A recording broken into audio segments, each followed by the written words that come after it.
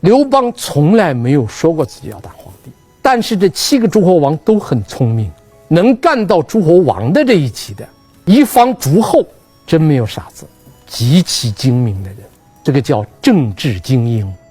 刘邦的目标是什么？天下。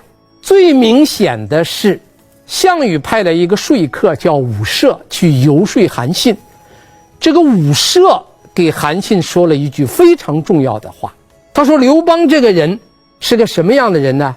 说刘邦那个心思不把整个天下吞下来，他不会拉倒，不会罢休，这关键是4个字：尽吞天下。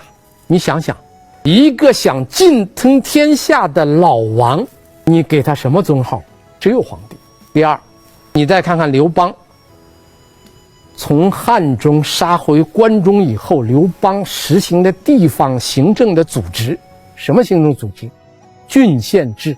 杀回关中以后，刘邦打下来的地方一律改成郡，很明显他走的谁的路啊？秦始皇的路，踩着秦始皇的脚印往前走的人，他想走到哪儿去？走到秦始皇那个座上去嘛。这7个诸侯王心里是门清，刘邦要的就是皇帝，所以他们劝刘邦当皇帝。7个人一联名叫刘邦当皇帝，看刘邦怎么说。刘邦要是不想当皇帝，那可简单，一句话都拒绝了。当然这7个人要叫刘邦当皇帝，你得找个理由啊。其实给领导一个台阶是大智慧，给领导一个向上的台阶，或者给领导一个向下的台阶，都是大智慧。这7个人要叫刘邦往上升，你顺着台阶再往上升几台，你总得有个理由吧？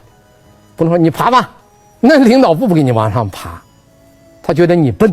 这7个人给刘邦安排的向上爬的理由3条：第一，功大；第二，德厚。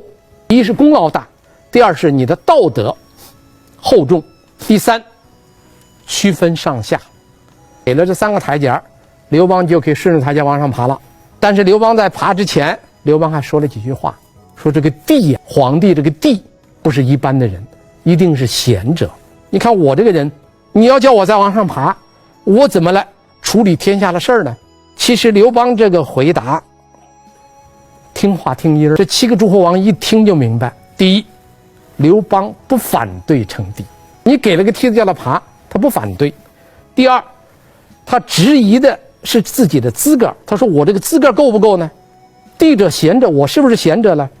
第三，他担心的是我当了皇帝以后高处不胜寒，我不好出事儿。这就说明7个诸侯王猜对了。很多时候和上级打交道要猜心事儿，他不会告诉你的。猜对了聪明，猜错了愚蠢。那么刘邦这个话一放出来，7个诸侯王又给刘邦上了第2个奏章，写刘邦有3点，你有3大功劳。第一，灭乱秦，你把秦给灭了，这不是一大功吗？第二，诛不义，你把一个最不义的人给诛灭了，这谁呀？项羽。第三，功臣皆受地食邑，所有的功臣都有了一块地可以吃到俸禄了。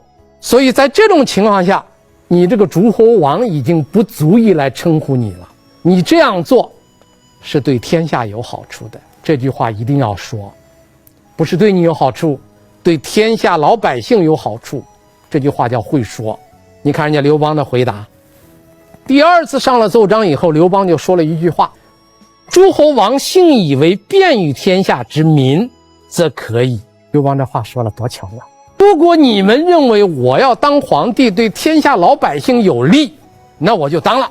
你看人家当皇帝还不是为自己，为天下苍生。这就是很高明的地方。这样一来那太好办了，7个人推着他上，他也说只要对天下苍生有利，我就顺着梯子爬上去了。所以正月商量好，到2月甲午，刘邦就在山东定陶登基称帝。